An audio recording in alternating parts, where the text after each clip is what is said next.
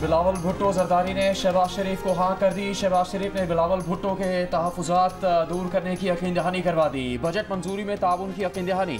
वज़ीर आज़म शहबाज शरीफ और peoples party के चेयरमैन बिलावल भुट्टो जरदारी की वज़ीर आज़म हाउस में मुलाकात। अंदर की खबर देने वालों के मुताबिक मुलाकात में पीपल्स पार्टी की विफाकी काबीना में शमूलियत और पंजाब में पावर शेयरिंग पर भी बातचीत की गई। पीपल्स पार्टी बजट में मशावरत न करने पर मुस्लिम लीग नून की हुकूमत से नाराज़ थी। 12 जून को बजट इजलास में बिलावल ने शिरकत नहीं की थी। पीपल्स पार्टी के चंद अरकान ही अलामती तौर पर ऐवान में आए थे। मुलाकात में बिलावल भुट्टो ने वज़ीर आज़म को अपने तहफ़्फ़ुज़ात से आगाह कर दिया। हुकूमत आदादोशुमार में 2 नंबरी कर रही है। मुल्क में बेरोजगारी और अफरात-ए-ज़र में नुमायां इजाफा हुआ। मुल्क की फीकस आमदन में कमी आई है। कायदे हिस्ब इख्तिलाफ उमर अयूब का कौमी असम्बली में खिताब। कहा, अवाम और पाकिस्तान के मुस्तकबिल के खिलाफ बजट इकनॉमिक हिटमैन ने बनाया। बजट एक गैर कानूनी दस्तावेज है जो यहाँ पेश हुआ। बजट जब पेश होता है तो फाइनेंस बिल समेत तमाम दस्तावेज यहाँ पेश करना होती है। ऐवान में वो दस्तावेज आई ही नहीं, सिर्फ वज़ीर ख़जाना की तकरीर थी। 50 साल में सबसे कम सरमायाकारी मौजूदा हुकूमत के दौर में हुई। सरमायाकार कानून की बालादस्ती न रखने वाले मुल्क में सरमायाकारी नहीं करते। इल्ज़ाम लगाया कि मोहसिन नकवी ने बतौर निगरान वज़ीर आला 450 अरब रुपए की गंदम इम्पोर्ट की। ये केयर टेकर नहीं, अंडरटेकर लोग थे। ना अली अमीन की डेडलाइन, ना धमकियां, ना ग्रिड स्टेशन पर एहतजाज, कुछ काम ना आया। खैबर पख्तूनख्वा में विफाक के शेड्यूल के मुताबिक 12 घंटे से ज़्यादा लोड शेडिंग जारी।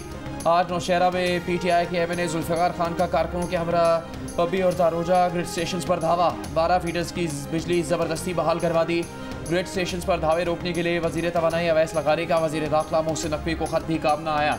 अवैस लगारी ने गुज़श्ता रोज़ विफाकी वज़ीर दाखिला मोहसिन नकवी को ख़त में कहा था कि ग्रिड स्टेशन और अमले को तहफ़्फ़ुज़ फराहम किया जाए। खैबर पख्तूनख्वा में गैर मुतल्लक़ अफराद को ग्रिड्स में दाखिल होने से रोका जाए। दूसरी जानिब महकमा दाखिला ने ज़िला इंतज़ामिया को ख़त लिखकर सूबे में लोड शेडिंग 12 घंटे से ज़्यादा न होने का ज़िम्मेदार बनाया। पेस्को से मीटिंग्स की हिदायत की, लेकिन पेशावर और डेरा इस्माइल खान समेत कई शहरों में लोड शेडिंग कम होकर 12 घंटे पर न आ सकी। शहरी परेशान। सूबे में बिजली के मामलात पर गुज़श्ता रोज़ वज़ीर आला और मोहसिन नकवी के दरमियान राबिता भी हुआ था।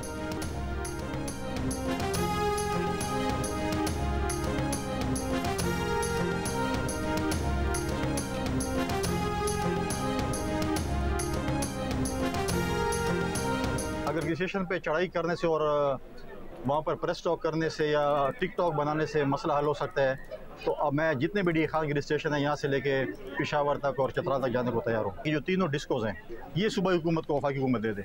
ये खुद जब मर्जी है बटन ऑन करें, जब मर्जी है बटन ऑफ करें, बिल भी वसूल करें।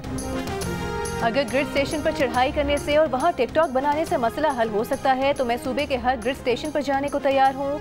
गवर्नर खैबर पख्तूनख्वा फैसल करीम कुंडी की अली अमीन पर तनकीद। बोले, मसले का सबसे आसान हल ये है कि सूबे के 3 बिजली के इदारे पेस्को, टेस्को और हज़ारा सूबाई हुकूमत को दे दिए जाएं। ये खुद बटन ऑन करें, खुद ऑफ करें और बिल भी वसूल करें।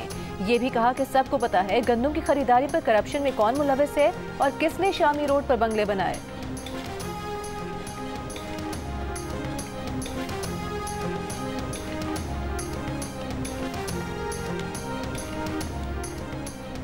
चार बटन ऊपर नीचे करने से कुछ नहीं होता, ये कंप्यूटराइज्ड निज़ाम है। विफाकी वज़ीर इत्तलात अताउल्लाह तारड़ का खैबर पख्तूनख्वा की सूरत हाल पर रद्द अमल। कहा, बिजली चोरी या लाइन लॉसेस का मामला हो तो इसे रोकने के लिए ताउन करना होगा। मामलात मफाहमत से आगे बढ़ते हैं। ये जो सिलसिला चल निकला है, हम कतन इसका जवाब इस तरह नहीं देना चाहते। आवाम को सहूलत देने से मुतालिक हमें एक पेज पर होना चाहिए। आने वाले दिनों में पाकिस्तानी मईशत के लिए अच्छी खबरें हैं। चीन का आला सतह का वफ्द आज पाकिस्तान पहुँच रहा है।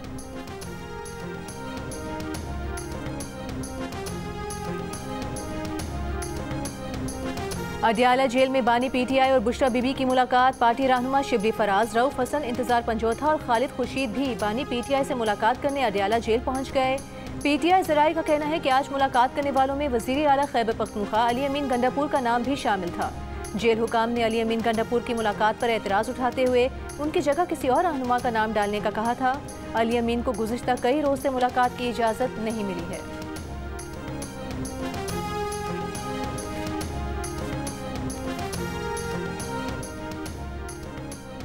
पंजाब में हुकूमत और गवर्नेंस के निज़ाम में तब्दीली का फैसला। वजारतों और महकमों की रीस्ट्रक्चरिंग होगी। मरियम नवाज़ ने 14 रुकनी कमेटी बना दी तो 60 दिन में सिफारिशात तैयार करेगी। खसारे वाले इदारों की डाउन साइजिंग की जाएगी। एक ही काम करने वाले इदारे जम हो जाएंगे। वजारतों का हजम कम करके सरकारी अमूर की अंजामदही में आसानी की जाएगी। मरीम नवाज ने रीस्ट्रक्चरिंग की मंजूरी दे दी। मरीम औरंगजेब कमेटी की कन्वीनर होंगी। सऊदी अरब में जाँ भाग हाजियों में 58 पाकिस्तानी भी शामिल। जाँ भाग हाजियों की तादाद 1000 से ज़्यादा हो गई। ज़्यादातर अमवात गर्मी की शिद्दत या गर्मी से हुई पेचीदगियों के बायस हुई। जाँ भाग होने वालों में से 658 का ताल्लुक मिस्र से और 68 का ताल्लुक भारत से है। उर्दन, इंडोनेशिया, ईरान, सेनेगल, ट्यूनिस और कुर्दिस्तान के शहरियों की अमवात की भी तस्दीक। सऊदी हुकाम का कहना है कि दौरान हज इंतकाल कर जाने वाले बेशतर अफराद हज वीज़े पर नहीं बल्कि सयाहती या विजिट वीज़े पर थे। ट्यूनिस और उर्दन की वजारत खारिजा के हुकाम ने भी बेशतर शहरियों के हज वीज़े पर न होने की तस्दीक की है।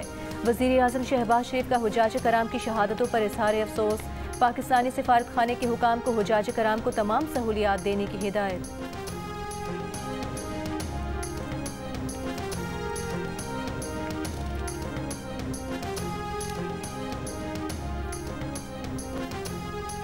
पाकिस्तान का सैलाब से 30 अरब डॉलर्स का नुकसान हुआ। नुकसान का अजाला आइंदा बरसों में भी ना हो सकेगा। वज़ीर आज़म शहबाज शरीफ की NDMA के कौमी हंगामी सेंटर में तकरीब से खिताब।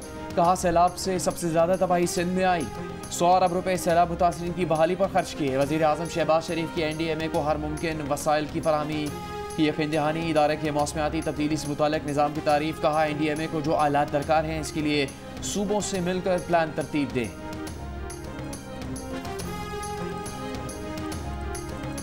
बारिश से लाहौर समेत पंजाब के मुख्तलिफ शहरों में गर्मी की शिद्दत में कमी। मौसम खुशगवार हो गया। कमालिया, पाकपतन, हाफिजाबाद और गिरदोनवा में बारिश से नशेबी इलाके ज़ेरे आब आ गए।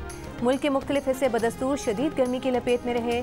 सबसे ज़्यादा दर्जा हरारत गवादर, सिब्बी, तुरबत में 48, पसनी 46, जैकबाबाद, लसपेला में 45, दादू में 44, चकवाल में 43, अटक, बहावलपुर, सखर में 42, फैसलाबाद में 41, इस्लामाबाद, पेशावर में 39, लाहौर में 38, कराची में 37 और कोयटा में 36 डिग्री सेंटीग्रेड रिकॉर्ड किया गया।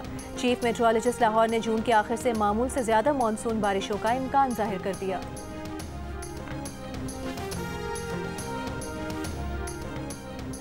इलेक्शन ट्रिब्यूनल्स की तश्कील का फैसला मुअत्तल करने की इलेक्शन कमीशन की इस्तदा मुस्तरद। सुप्रीम कोर्ट ने लार्जर बेंच बनाने के मामला 3 रुकनी कमेटी को भिजवा दिया। दौरान समाअत चीफ जस्टिस पाकिस्तान ने इलेक्शन कमीशन के वकील से मुकालमे में कहा, जब पार्लियामेंट से ने कानून बना दिया तो ऑर्डिनेंस पार्लियामेंट की तौहीन है। ऑर्डिनेंस जारी करने की वजूहत नहीं बताई गई।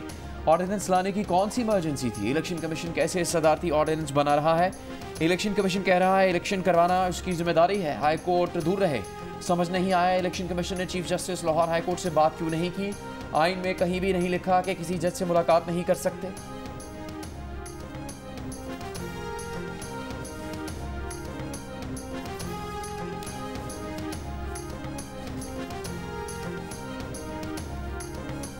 टेलीकॉम कंपनीज की सेनेट की कायमा कमेटी खजाना में दुहाई। टेलीकॉम कंपनीज के नुमाइंदों ने बताया कि अगर वो सिम्स बंद करने में नाकाम हो तो उन्हें 10 से 20 करोड़ रुपए जुर्माना किया जा सकता है। हुकूमत ने अपना काम टेलीकॉम कंपनीज पर लाद दिया है। कंपनीज का ये काम नहीं है और ना मशवरा किया गया, बस उन पर लाद दिया गया। ये गैर कानूनी काम और गैर कानूनी जुर्माना है। कंपनियां कानून नाफिज करने वाला इदारा नहीं मगर उनसे वो काम करवाया जा रहा है। सख्त परेशान हैं। सेनेटर मोहसिन अजीज ने कहा कि कंपनीज के नुमाइंदों की बात में बहुत वजन है, इनका मसला हल किया जाए। फारूक नाइक ने सवाल किया कि अगर कोई नॉन फाइलर है तो मोबाइल कंपनीज किसी तरह उसका टैक्स वसूल कर सकती हैं। चेयरमैन FBI ने बताया कि सिर्फ शनाख्तशुदा 24 लाख नॉन फाइलर्स में से 5 लाख की सिम्स बंद करने का कहा है। तमाम विद होल्डिंग टैक्स वसूल करने वालों की तरह इनको काम करना है। इसकी मंजूरी पार्लियामेंट ने 2022 के फाइनेंस बिल में दी। इनको 15 दिन के अंदर इन अहकामात पर अमल दरामद करना होगा।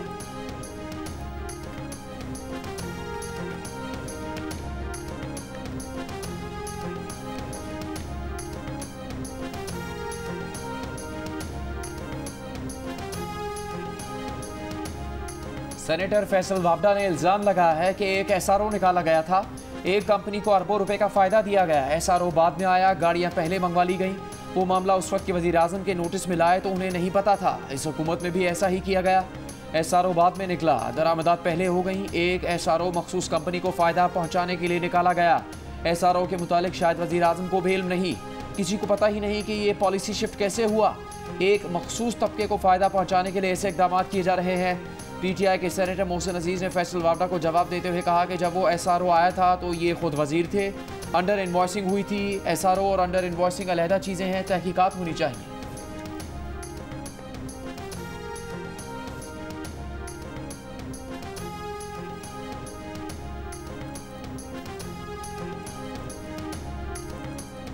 कराची में डाकू आज़ाद, अवाम बेबस, इंतजामिया खामोश। फेडरल बी एरिया में गाड़ी पर मोटरसाइकिल सवार डकैतों की फायरिंग। कार सवार ने गाड़ी मुलजिमान पर चढ़ा दी, मुलजिमान मोटरसाइकिल से गिरे, फिर उठकर गोलियां चला दी।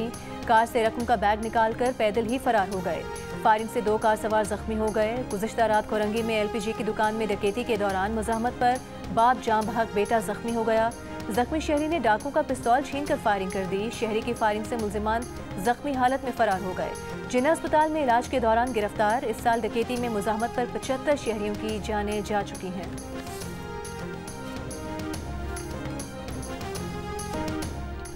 और मुल्क में प्री मानसून बारिशों का आगाज़ हो गया। पंजाब के बाला इलाकों में मूसलाधार बारिशें। लाहौर में बारिश से गर्मी में कमी आ गई। बारिश से पहले तूफ़ानी हवाओं से बाज़ शहरों में दरख्त उखड़ गए। फैसलाबाद में आसमानी बिजली गिरने से एक नौजवान जाम बहक, 2 शदीद जख्मी।